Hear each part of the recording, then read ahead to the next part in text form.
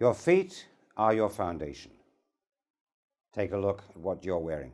Sandals, flip-flops, boots, shoes, Oxfords, something like that. Long before we had drape cuts and classic menswear, we had shoes. Now think about it. If you're tramping through the brush in pursuit of a mammoth or something, your feet are the first thing you're going to think about, and probably the first thing to go. Nowadays, leading sedentary lives, we don't need such sturdy boots as our ancestors did, but every pair of feet needs a good, solid foundation. Welcome to the AskOkey podcast, and as you know, I'm Pete, and here is Prof, a man who needs no introduction. So I won't, Prof. We're on stage again, and we have in front of us an array of brown shoes. Casual, I think, or semi-casual in some cases, brown shoes. And what we would like to do this evening is to get the benefit of your knowledge, wisdom, experience, and so forth, the benefit of everybody out there about these brown shoes. So, without further ado, let's start with these. What have we got here? Pete, these are what you might call dress derbies. So essentially, a derby is an open lace shoe, as opposed to an Oxford, which is a closed lace shoe. You can see here the laces are closed, sort of they meet at a common point. A derby is identified by the open laces, Right. such as that. So that's a derby, that's a derby. So this is what we would call a dress derby. And why would we call it a dress derby? Because it's quite dressy. It's minimally decorated. Of course, it's got some broguing on the toe, but it's sort of very smooth calf. Yep. It's not textured calf. It's very smooth calf. And it's got a slim Yes. single sole. Again, this is how you differentiate dress shoes from, let's say, more casual shoes. Okay. Dressy shoes tend to come with a slim, sleek single sole, whereas casual shoes, such as derbies, come with a double sole. You can see the difference right there. Well, this is a giant sole here. That is a giant sole. This is what you call, this is an Austro-Hungarian derby. It's a very traditional Austro-Hungarian shoe, and we'll get to it. But you can see derbies typically, even this is a much more refined derby. It's a slightly more refined derby, but you can see it's got a double sole. Right. As opposed to a dress shoe, which comes with a single sole. So this we would call a dress derby to be worn with casual suits. And what's this color, Prof? That would be English tan. English tan. Right. Okay. That would be an English tan. So you could wear this with a gray suit? A light gray suit, Light gray I would suit. think, in the summer. I would do that with a dove gray suit. It has to be a very light gray, not a dark gray. The interesting thing is it has a broguing on here, but doesn't have a cap.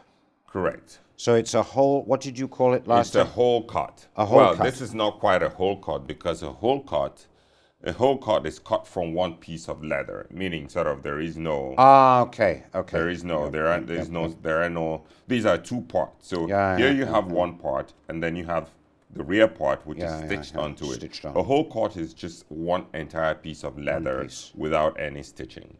So this is what you might call a plain. Well, not a plain toe. It's sort of a plain toe with broguing.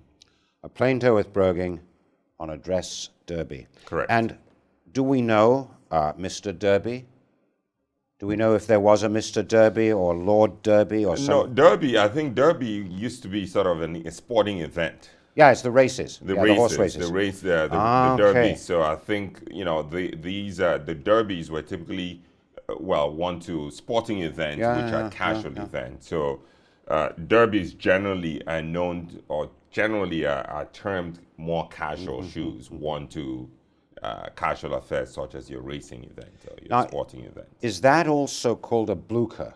A blucher. Blucher. Correct. So Okay. there are those who might call it a blucher as well. I'm not sure what the origin is, but it sounds very German. Doesn't it? A blucher sounds like a German word. So blucher is another word for derby, or Right. sort of another way to sort of to say derby. So Okay. obviously derby is an English term, and I think blucher, if I'm not correct, if I'm correct, it sounds German. It does. Very German, yes.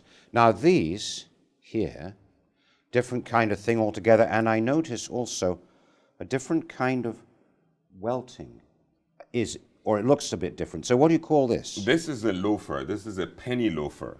Right. And this is probably the most traditional form of loafer out there. And it's called a penny loafer because back in the day, this was very, very popular with college students, or let's say prep school students. And they would hide their pennies in there. Okay. You could stick a penny in there. Yeah. So they would hide their money or their pennies in the loafer. Okay. And so it became known. It has this strap, Yes. which secures both sides. But students would hide their pennies in there, and it became known as a penny loafer. And this probably is the most popular in terms of loafer designs. This is probably the sort of the most classic, and perhaps maybe the oldest, maybe not the oldest, but in terms of contemporary footwear, Right. Almost everyone who has a pair of loafers has a pair of penny loafers. Has a pair of penny loafers. Correct. Yeah. And this is very highly polished. This is a That's calf skin. Calf skin. Correct. Takes a beautiful Takes polish, a beautiful doesn't shine. it? Correct. And it's a little bit different. It's not the same color all the way over, is it? Well, it's a bit it's darker just, on the toe. It's the leather, good leather Okay. patinas over time. yeah, So when the leather ages, so this is by Edward Green, and they use very fine leathers. So what you find is that as the leather ages, particularly with the color brown, and that's why a lot of people love brown shoes, because they patina like no other. Right, They patina so much better than, sort of black shoes obviously don't patina on any other color, because it's a brown is a natural leather color. And so as the leather ages, good leather, good quality leather, as it ages, certain parts of the shoe get darker. Right, especially as you polish them, they get more darker than others, and you sort of see this cloudy, or this sort of what you call a patinaed look. Now, there are some makers who even sort of put what you call a faux patina, meaning sort of they paint it on from the factory, because recently it's become sort of a thing. Yeah, that's right. To mark out high quality shoes. So, but high quality leather, over time, it patinas on its own, and so you don't need to have it painted at the origin. This came pretty much evenly brown. Right, okay. But over time, with polishing, you can see sort of, the parts that take polish have patinaed properly, and the other parts sort of a lighter shade of brown. Yes, and this is a little bit, the toe is a little bit narrower than, say, this derby toe, isn't it? It's a little bit narrower in the point there. It's about the same, I would say, sort of, they're both sort of what you might call round, or sort of almond. The almond. The almond toe. The English almond toe shape. So not bulbous round, but just slightly, just a beautiful, beautiful almond shape to it. And then this is made in, looks like 3 piece or 2 pieces, and then a third piece, because this looks like a whole cut all the way round. And this is called an apron. So this part of it is called an apron. Okay. And the apron is stitched. Sometimes it's different pieces of leather. Sometimes it's one piece of leather, and it's just stitched on top. Okay. This part is called the apron, and this is the strap. Right. Okay, well, thanks very much for that, Prof. We're making progress here, everybody. Now, this one is a different kind of shoe altogether. Correct. Isn't it? It's different material and different design there. Could you tell us about this? Is a rugged cap-toe derby. Okay. So this is a cap-toe, obviously. Yeah. This is a derby because they're open-laced. You can see that it's open-laced, and it's a grain leather, and it's on a double sole, as you can see. It's on a thick double sole. Yes. And shoes like this obviously are worn with sort of more substantial fabrics, such as your tweeds. Right, okay. So again, we talked in the last segment about how the leather on the shoe has to establish harmony with what you're wearing on top. And so if you're wearing a worsted suit, you want to wear sort of smooth calf because that harmonizes, right? There's congruence. When you're wearing tweed, like something tweedy or rough or textured, then it makes sense to wear sort of a textured shoe. And so maybe flannel. Flannel, tweed, moleskin, you know, anything textured. Obviously worn during the cooler seasons. This would be the shoe for it. A textured cap-toe derby. And it's got, you said it has a double sole. Compared to, for example, that one. You can this see one, the yes, you difference. can see, yes, you can. Yes. You can see when you hold them up against, you can see the difference. You can see sort of that's a double sole, that's a single sole. Okay, yes. Yes, so we have, just before we move from this one, this is a brogue derby. It is, this is a brogued, well, when there's a broguing refers to sort of all the sort of holes and punching and all of that stuff.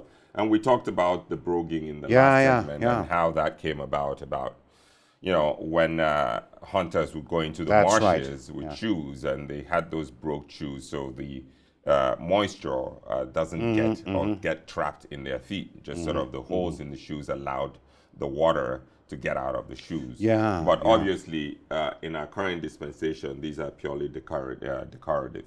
Yeah, so if this is English tan, what color is this and what color is this? This, Edward Green calls dark oak. Okay. It's brown, obviously a darker brown, but they call it dark oak. So this is your standard sort of a darker brown, not quite espresso brown, not as dark as that. That's espresso brown, but this would be sort of what you call a standard brown, dark brown. And what is this? This is This is sort of a chestnut. Right. Okay. Yeah. This is what you will call a chestnut. I believe this is a custom shoe by Saint Crispin. Right. And I believe sort of this color they labeled or denoted as chestnut brown. Chestnut brown. Okay. Which is sort of a reddish, like a reddish brown. Yes, it is. Yes. Now, these chestnut brown rugged derbies, you wouldn't wear them with this suit. Oh, certainly not. Certainly not. It would be entirely out of place. I certainly wouldn't even wear brown shoes with this. This is great. It's sort of a casual fabric in the sense that it's a bit of a tweed, right? So something like this I would still wear with dark polished shoes. Or, I don't see a place where I would wear maybe dark boots, but certainly not with brown shoes. Now this shoe here takes a good shine. So these take a very good shine. Correct. This, I take it, is harder to get that good shine on. Because of the grain. Right. You could, if you really, really went to town, you probably could get a good mirror shine out of it, but it would require a massive coat of polish just because of the surface, the grainy surface. So to cover that grainy surface and to get that shine, you have to put literally sort of layers and layers of polish on it, which, your mile may vary, but I could figure better things to do with my time than trying to get a high shine on a casual derby. Yes, and if you're going to wear them outside, exactly, that shine is going to go anyway. If you're going to wear it in the woods, for a walk, so these are sort of casual, practical shoes you wear in the woods. So, you want to keep them well kept, polished, conditioned, just to preserve the leather, but you don't necessarily want sort of the kind of high shine that you might want on let's say, a dress boot like that. No, indeed. No, you wouldn't bother. Now, these over here, Prof, these are not derbies, I take it, but they're sort of a casual shoe, so I put them on the table. Are they really a casual shoe? Well, they're quite versatile in the sense, well, they're certainly not formal, but an Oxford, right? They are an Oxford. Oxford means a close-laced shoe. Traditionally is worn with suits. At least in my own book, I wear my Oxford with suits. So this is a dressy shoe in the sense that it should be worn with suits. Now, the question is, what sort of suits do you wear it with? So clearly, because it's got this is suede or reverse calf, right? So this is just the other side of calf. It's suede or reserve calf, and it's got texture to it. It has. So it ought to be worn with sort of more casual fabrics with texture, such as linen. Right. I wear this with linen in the summer. Some wear this with flannel. Yeah. Yeah. Right. Yep. So again, because of the texture. the texture, the congruence between the nap of the suede and the wooliness, right, Yes, yes. of the flannel. Yes. So this is a great fall shoe. Suede is a great fall fabric. You know, this or this, Right. to wear with your flannel suits or your gray flannel trousers. And a little bit dressier than this one, for Correct. example. Certainly more dressy. Or these three. Certainly more dressy than Because it's than an these Oxford. two, because it's an Oxford. And also because it's darker. It's darker as well. I mean, the color really, yes, but the main important thing is that the material or the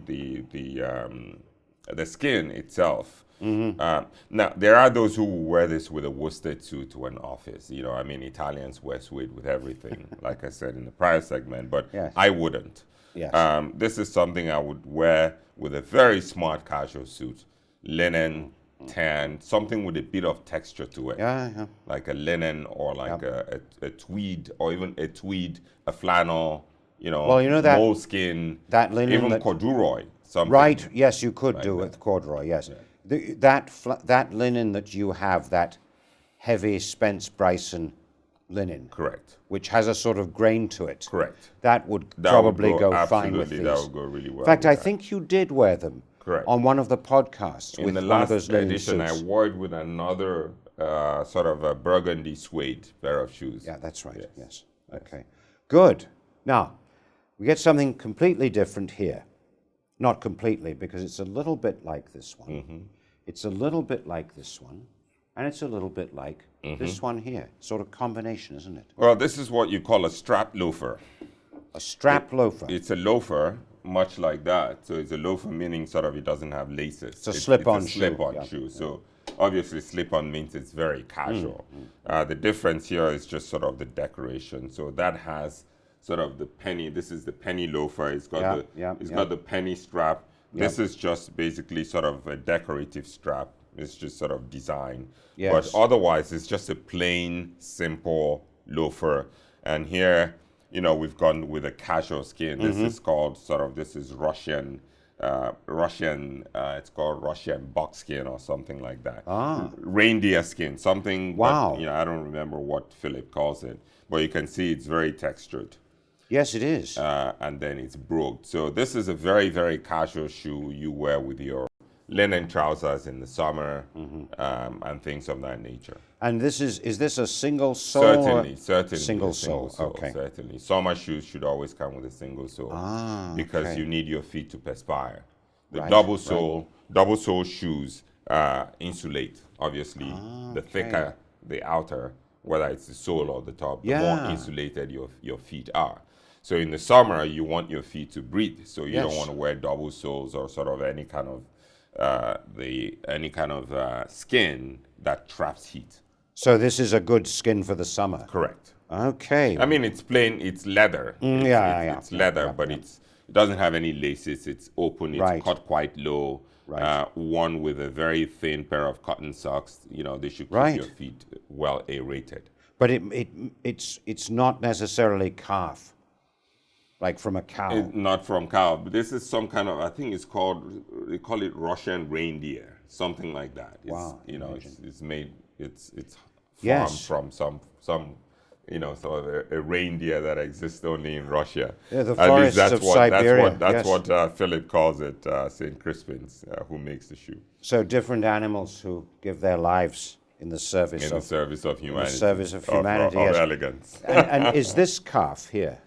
Yeah, so this is grained, grain calf. Okay. It's carved, but it's just a part of the calf that is grained, and I think the way it's treated also. Yeah, to give it that mottled, Give it that. mottled look. Now, what slip-on, strap loafers, penny loafers, different types of derbies, and then the Oxford there.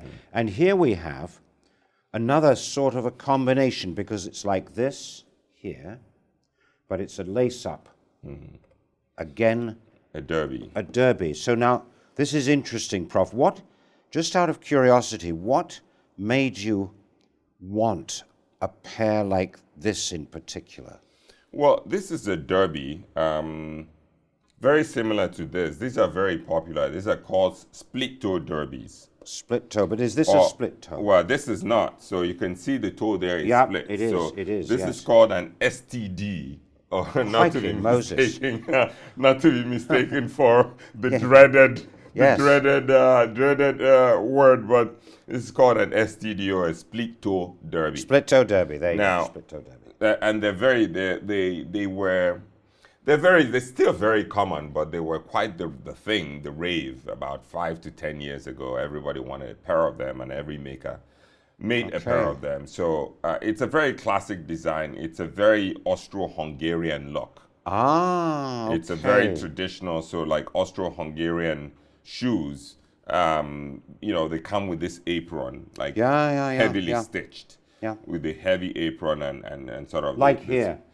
Correct. Yeah, like and the stitching down the middle. So it's a very Austro-Hungarian look, and they've become quite popular recently. I think they're still fairly popular.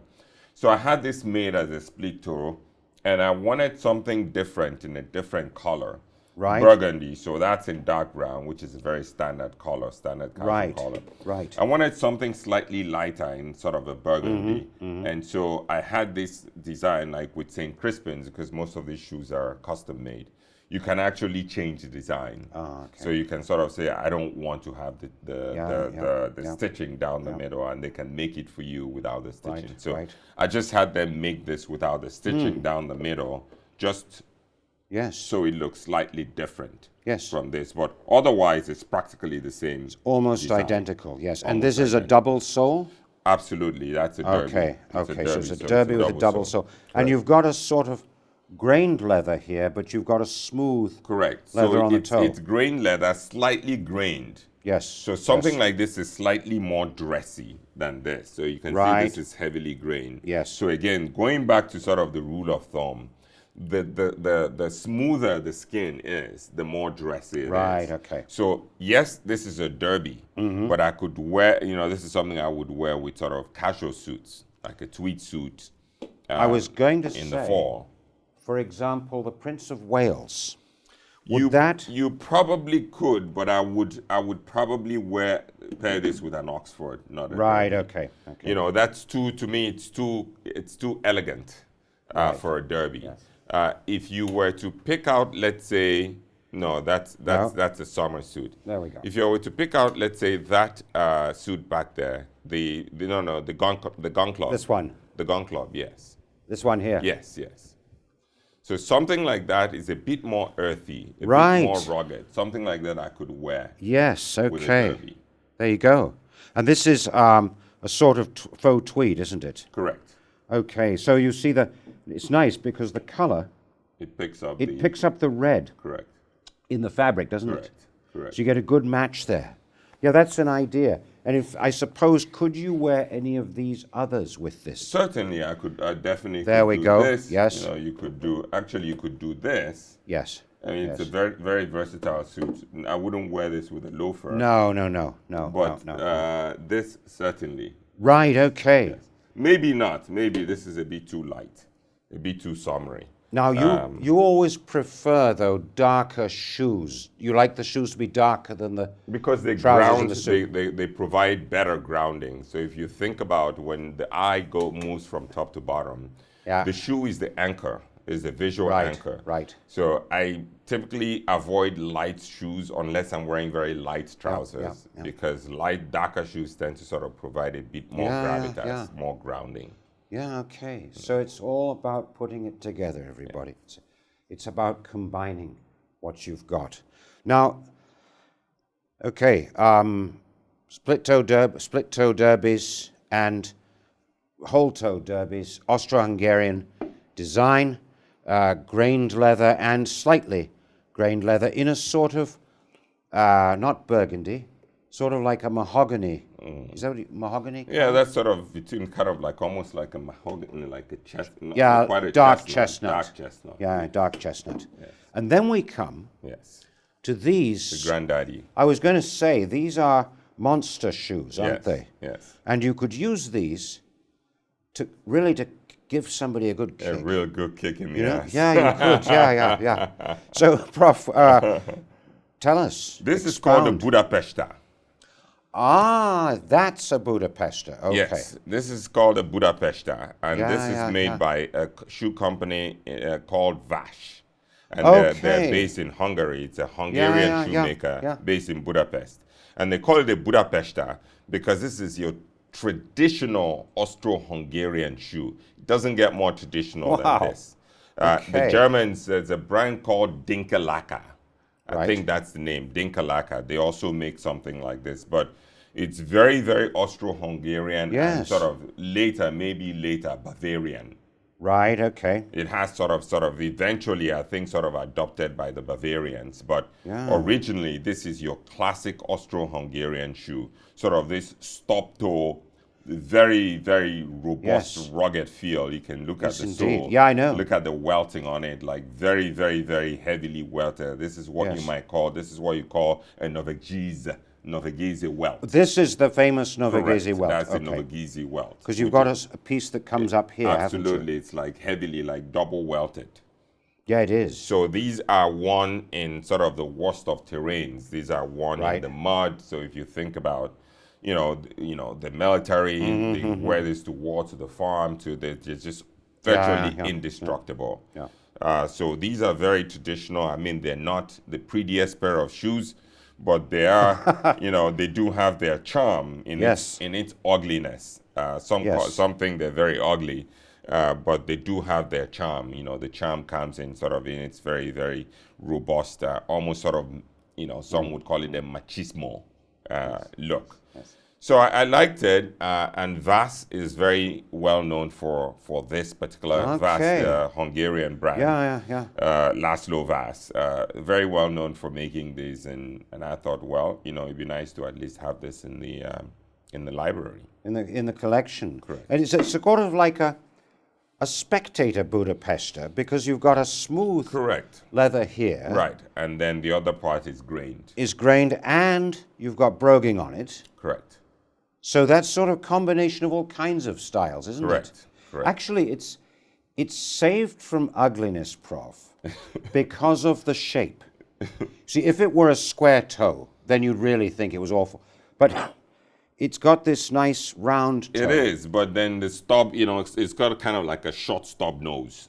Yeah, I suppose you could say that, a lot of people prefer like sleeker shoes. Oh, yeah, sure. I mean, look at the height. Look at the height of the toe box, for instance. Yes. It's just a very rugged, unapologetically ugly shoe, but it's so charming in its ugliness. Yes, there we go. So where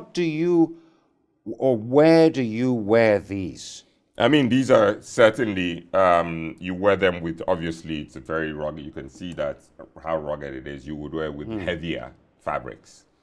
So think about your tweeds, your flannels, moleskin, anything you would wear in the cooler seasons. Yeah. So maybe your thorn-proof. Thorn-proofs, exactly. So certainly this is not something you would wear with a worsted suit. No, indeed. No. But it's fascinating because I've heard the name, and I've heard this Budapester. I always sort of wondered what it was, so now I know. Interesting. And you've got this amazing welting on here. Can you imagine, in times past, some poor chap having to drive a nail through that leather? Yeah. And that is hand welted. So he's driving a needle through it. This is hand welted. Wow. So you can see all Vass shoes are handmade. You can see it says handmade in Budapest. Yeah. So this is entirely handmade. Actually, this is one of the best value shoes out there. Really? Yes. Vass shoes are entirely handmade, and they're quite they're quite inexpensive, in the sense that they could be had for a few €100. Yeah. 300 euros, 400, 500 euros, thereabout, which for the quality of the shoe, this is an entirely hand welted. Handmade, hand welted shoe. Yeah. It's incredible value. And so did you go to the Vass shop in Budapest? No, I didn't go to the Vass shop in Budapest. I happen to know, by the time I approached them, I knew a lot about shoes, about my size, and so on and so forth. So I was able to get properly sized over the phone by the store manager, and actually his name was Laszlo Balázs. right. if I remember. If you're watching this, I still remember your name.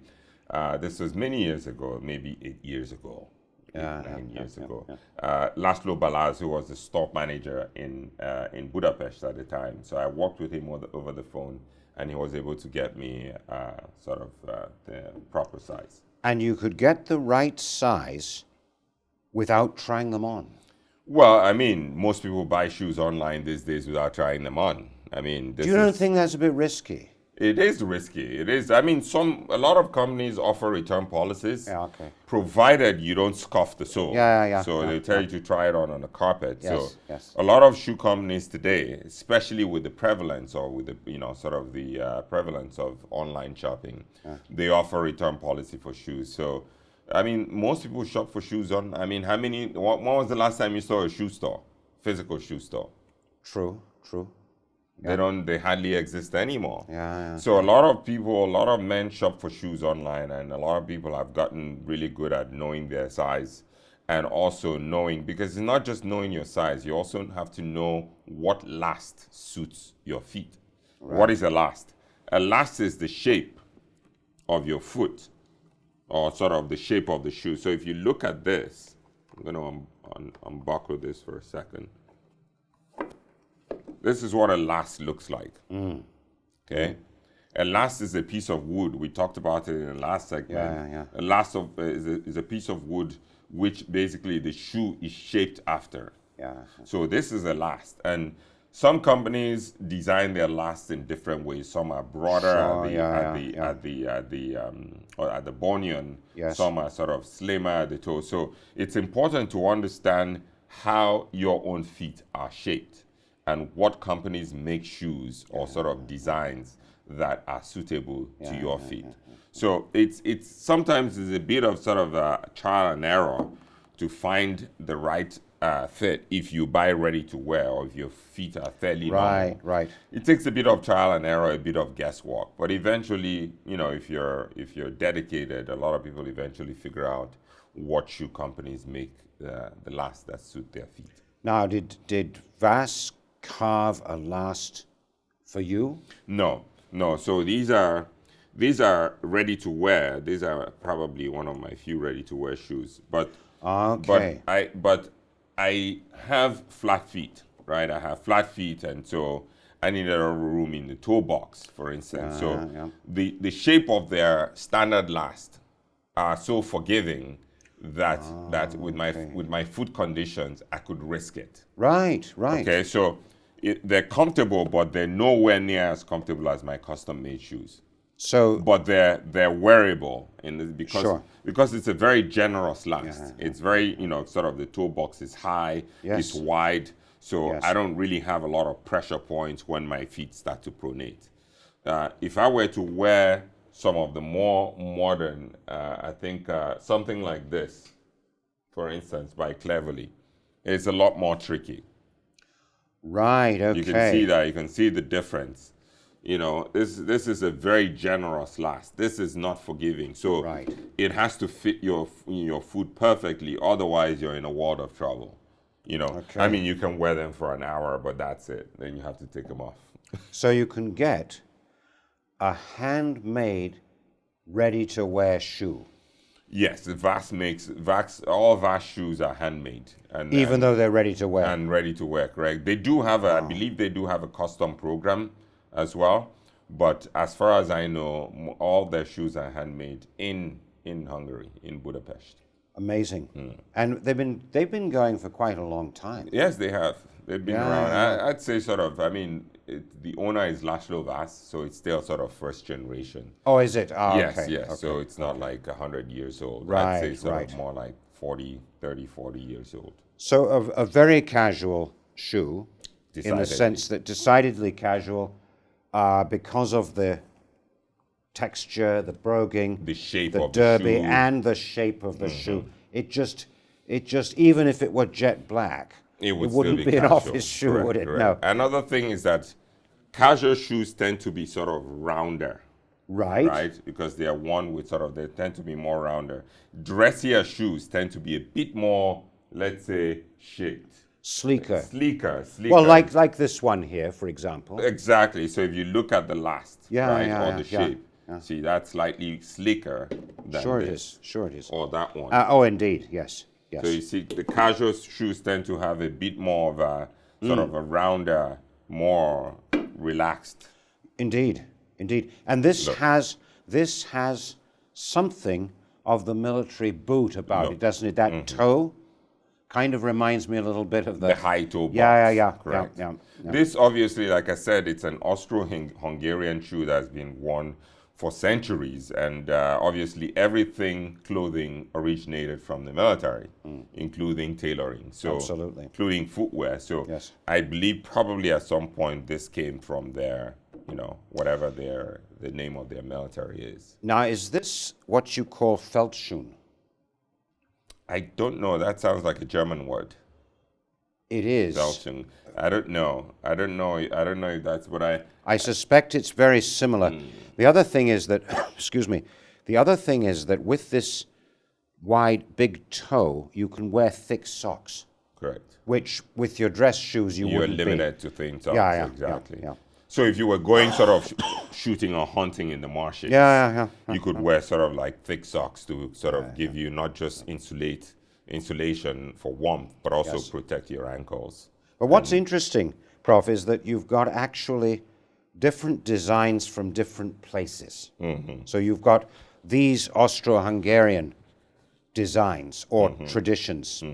And most of us wouldn't think that shoes might have a national, you might have a national design or national identity for shoes. Of course they do. Yeah, although Oxford's obviously English. kind of English, I think, traditionally. Now, these, we did look at these last time, but these are interesting because these are Oxfords, but they're fun Oxfords. Yes, these are casual. These are some call them Spectators, some call them correspondent shoes. Correspondent shoes, yeah. And they call them correspondent shoes, I believe, because news correspondents used to wear these back in the day. Very possibly, yes. Yes. But these are very beautiful, classic. They're worn to sort of like derbies, horse races, garden parties, things of that nature in the summer. Yeah. So these are typically worn with your summer suits in linen, in cotton, seersucker, and things of that nature. Yeah. But it's an Oxford, so I wear this strictly with suits. Right. But with summer.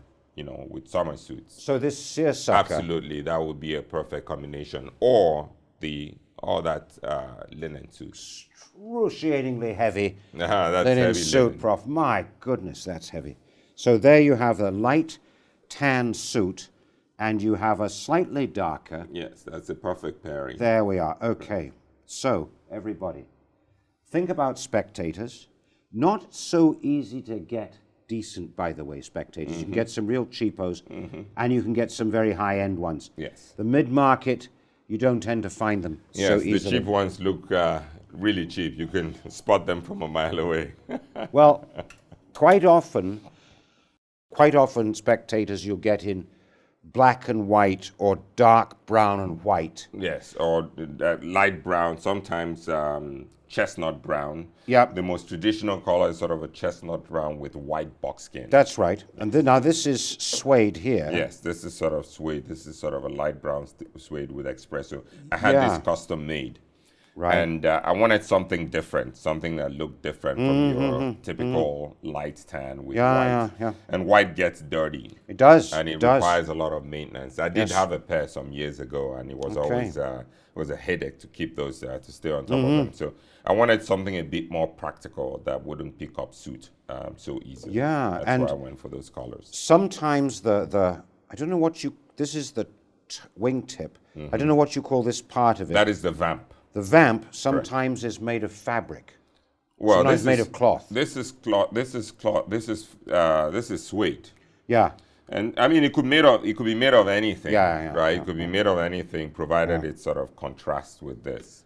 I think Barker's, makes one is sort of mesh. Right, or like a basket weave. Yeah, like a basket weave. Mesh, yeah, I don't know if it's a cloth basket weave or a leather basket weave, but certainly quite adventurous, and I think quite a number of people might be cautious about wearing Spectators because they're not so common, but they really are.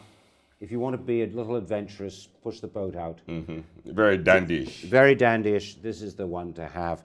I noticed, by the way, just before we get to the next, I noticed that you don't have any really light-colored shoes. Like, you know that yellowish tan that you see a lot of? That's about as light as I would go. As Because, light as like you I get, said, yeah. I find very few practical applications for very light shoes. That's about as light as I would go with that British tan. Yeah. Which is, and this was, you said this is dark oak. Yes, that's Edward Green calls that dark oak. Sort of light oak and dark oak, yeah. And because I'd never understood, when you talk about tan for shoes, it's orange, sort of orangey brown. But when you talk about tan for example, fabric, it's usually beige. sort of beige, isn't it? Yeah. So these were the Austro-Hungarians here, the Budapesters here, these which don't have a particular name. These are the Spectators. So some of the shoe styles actually have names, and some of them are just shoe styles. Now, we go from there, we've looked at all of these.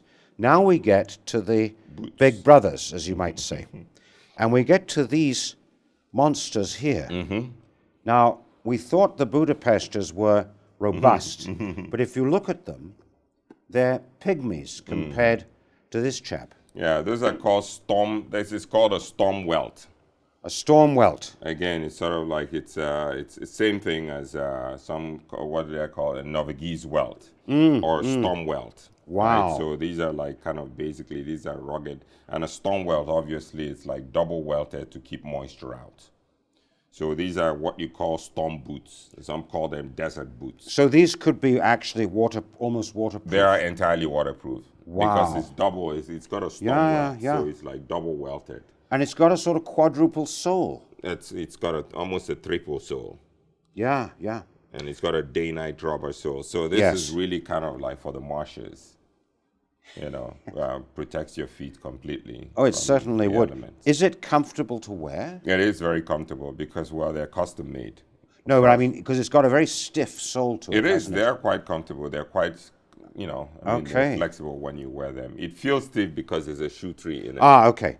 Right. So do you wear them very often? Well, I mean, not every time, but whenever the occasion calls for it, whenever I feel adventurous and going out into the desert or whenever I go on holiday and I have any kind of rock climbing or bushwhacking activity, I take them along with me. Yes, and so this is grained leather, like, for example, much this, like that. But a bigger grain. But even a bigger grain, it's signifying it's casual. Again, it's very casual. Yes, indeed. So something like this, you wear into the bushes, and the thorns are going to scratch up your shoes when you're in the thorns. When you wear, if you go in the bushes with smooth leather, you're going to ruin your shoes. So this is very grain leather. You can wear them in the marshes, in the thorns. They could get, the thorns, and it just doesn't harm the leather. And this ankle part here is nice and soft compared to this part here. To the rest of the shoe. It does take a shine. You've obviously worked on the toe there, Prof. Yes. But it's not the sort of shoe that you would really rigorously polish, like that one there. Right.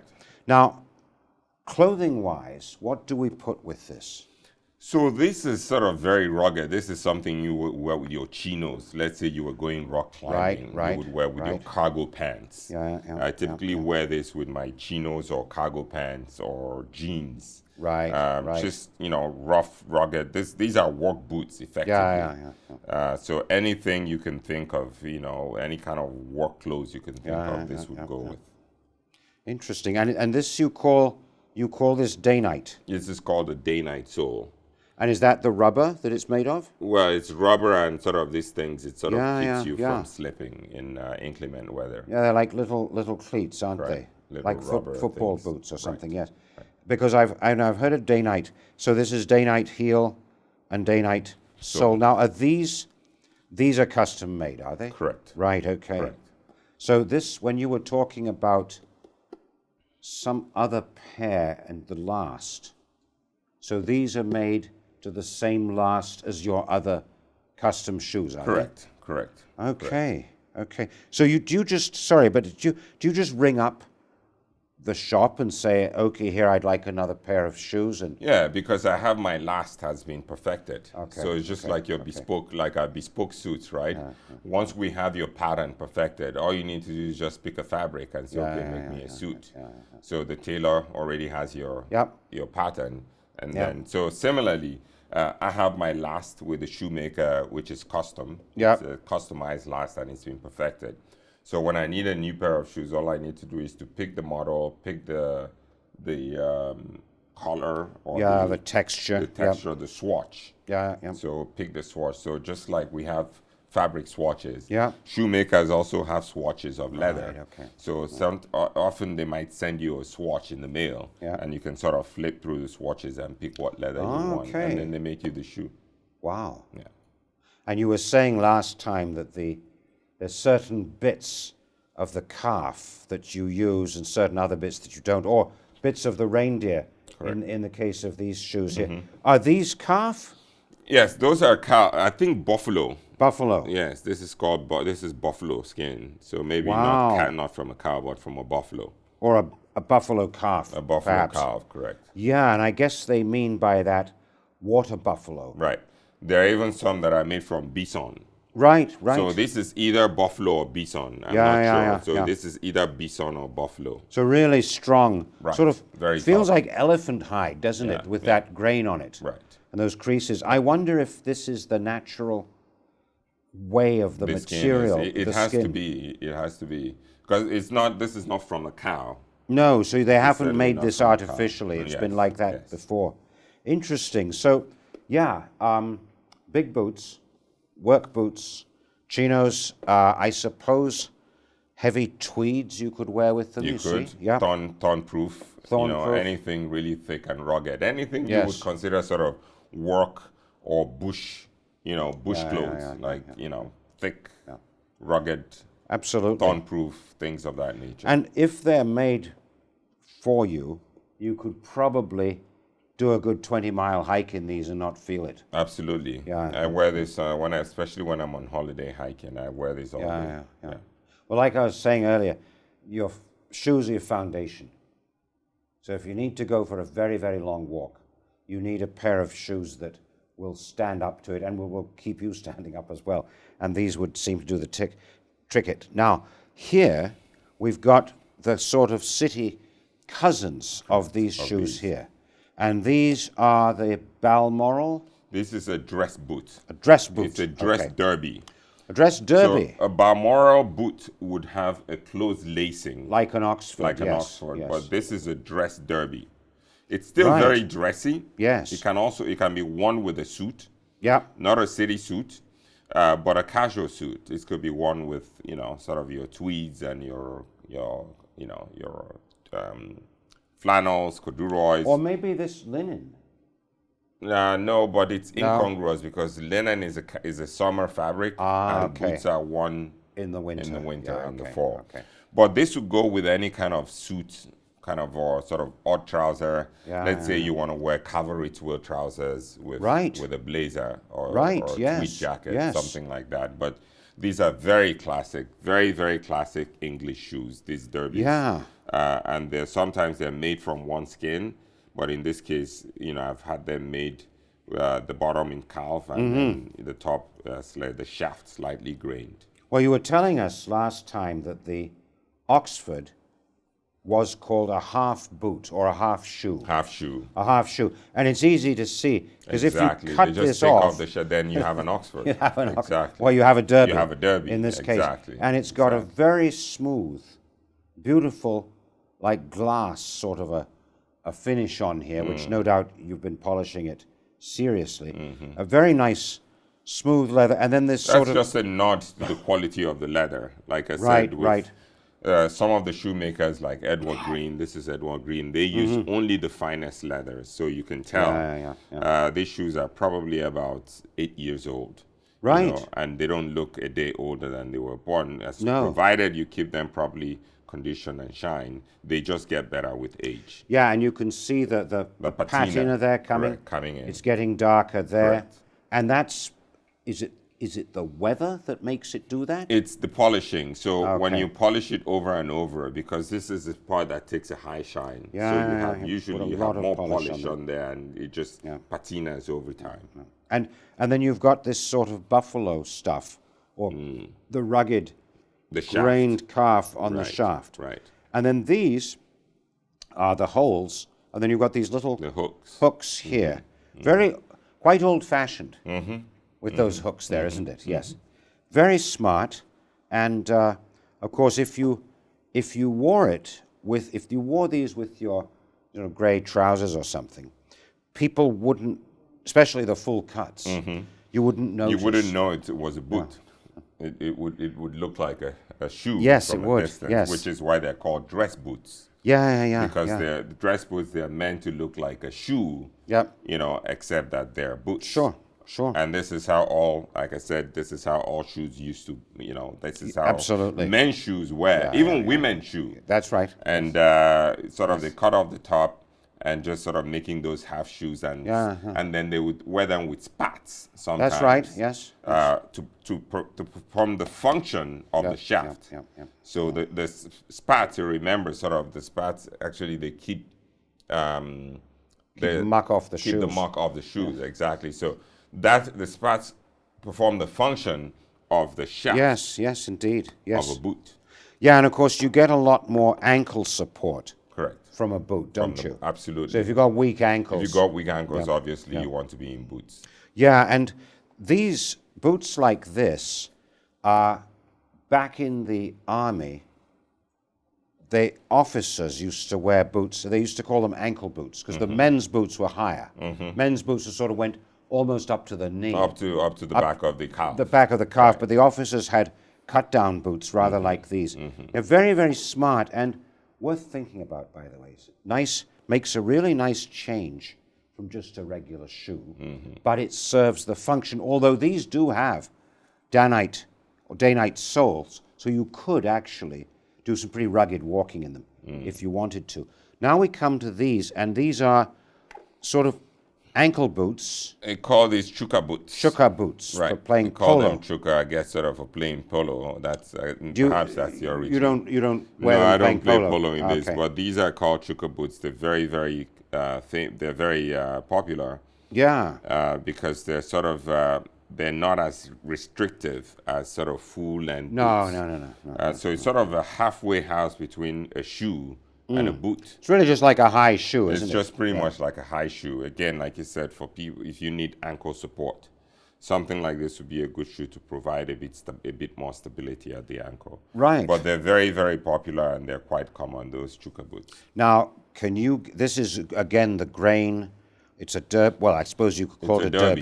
derby. But It's a it's a grain derby with a very good shine here.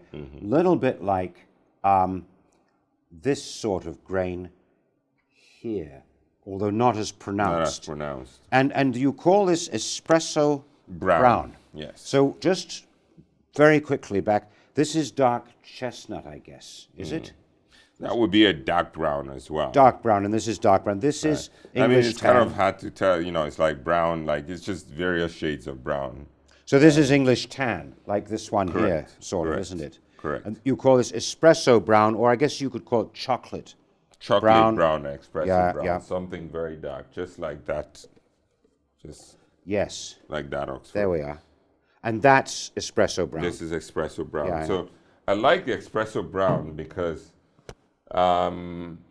it's as close to black as you're going to get. If you really don't want to go black, if you feel black is just a little bit too funereal, then espresso brown is a good color that looks like black in the dark. So could you wear the espresso browns with this suit? I wouldn't with a gray suit, but there are certain suits if I need to sort of have that dark look, then I like to go. But I wouldn't wear brown. I wouldn't wear any brown shoes with a gray suit. Right, okay. Or navy suit. Yes, and now I know you've got a very firm It's just rule. my thing. It's your rule that way. Yes, I'm a bit more flexible. Flexible. I would wear espresso, if I were wearing the Agnelli tweed there, I would probably go for the espresso brown rather than the black, simply because it's a bit of a contrast. Or maybe a very dark mahogany, maroon color. I would probably go with a darker maroon. With something like this, I might venture something Yeah, like okay. that. I might venture. There we go, yes. I might venture sort of a dark, like a very dark burgundy. Yeah. But maybe not that bright. That's a bit too bright. Yes. That's a bit too bright. But I would probably do a dark burgundy with this. Yes, indeed. Yes. But, There you go. But not a brown. That's definitely a brown, not a burgundy. In fact, I don't think we've got any burgundies here.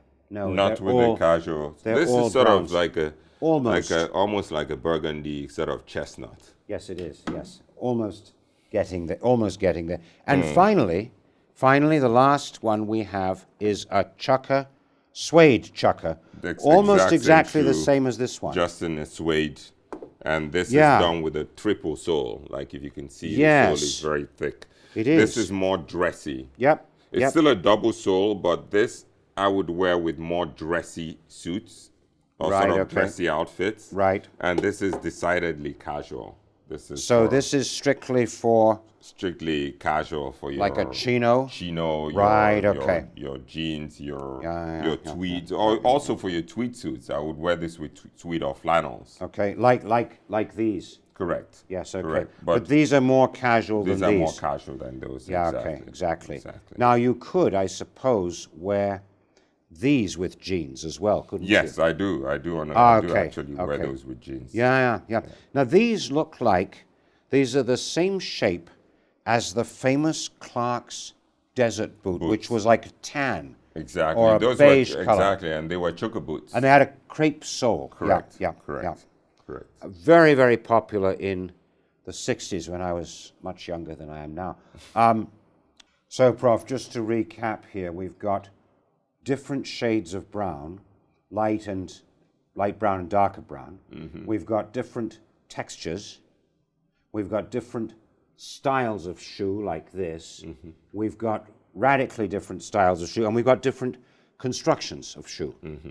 So colors, designs, types of leather, suede, grained leather, and actual construction styles like the Norwegian welt there. And we've even got boots here, plus we've got a sort of ethnic influence with these Austro-Hungarian, otherwise kind of English-looking shoes, I think, and the Oxfords. So everybody, remember, your shoes are your foundation. So you don't want to go out with your feet in trouble. You don't obviously have to go to the extent that Prof has gone to get them handmade. You can get shoes like this, or that certainly that look like this, ready-made. But you do want to think very carefully about the occasion when you're going to wear them, you know, casual, more dressy, very casual, quite smart, and so forth. And then you can combine them with the rest of your clothes. So that's all we've got time for. Thank you very much. Pleasure to be here, and we look forward to being with you next time on the AskOkey podcast. Thank you very much, Prof. Such a pleasure. I hope we'll be sitting down next time. I hope so. Yes. The knees are getting up there. No, it's the feet. No, it's the feet, Prof. I need a pair of shoes. It's the feet. There we are. Thank you, guys. Bye for now.